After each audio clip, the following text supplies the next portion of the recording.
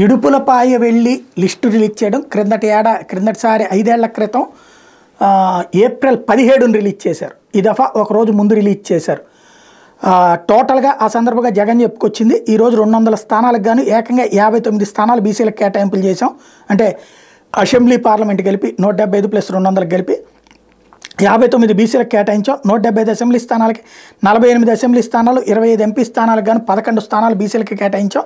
మహిళలకి ఇంతకుముందు కన్నా బెటర్గా చేసాం. ఇది కూడా నాకు సంతృప్తి కలిగించడం లేదు. వచ్చే ఎన్నికలు వచ్చేసరికి ఇంకా వేగంగా అడుగులు వేయించే కార్యక్రమం చేస్తున్నాం.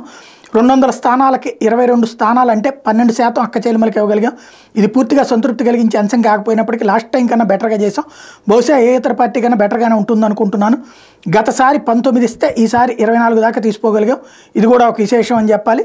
కానీ వచ్చే ఎన్నికలు వచ్చేటప్పటికి ఇంకా పెద్ద సంఖ్యలో నంబర్లు ఇచ్చే కార్యక్రమం జరుగుతుంది. ఇవాళ విడుదల చేసినటువంటి 200 మందిలో ఏకంగా 77% మంది ఎమ్మెల్యేలు, ఎంపీలు, గ్రాడ్యుయేట్లు, ఆ పై చదువులు చదివిన వాళ్ళు ఉన్నారు.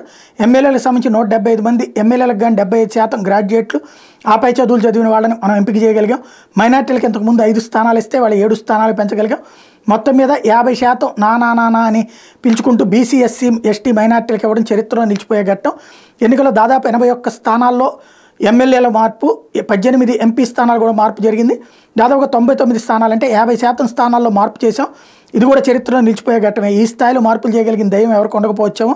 వైఎస్ఆర్ కాంగ్రెస్ పార్టీకి మాత్రమే ధైర్యం ఉందని, ప్రజల మీద ఆ మేరకు నమ్మకం ఉందని కూడా చెప్పడానికి సంతోషపడుతున్నానంటూ ప్రకటించుకొచ్చారు.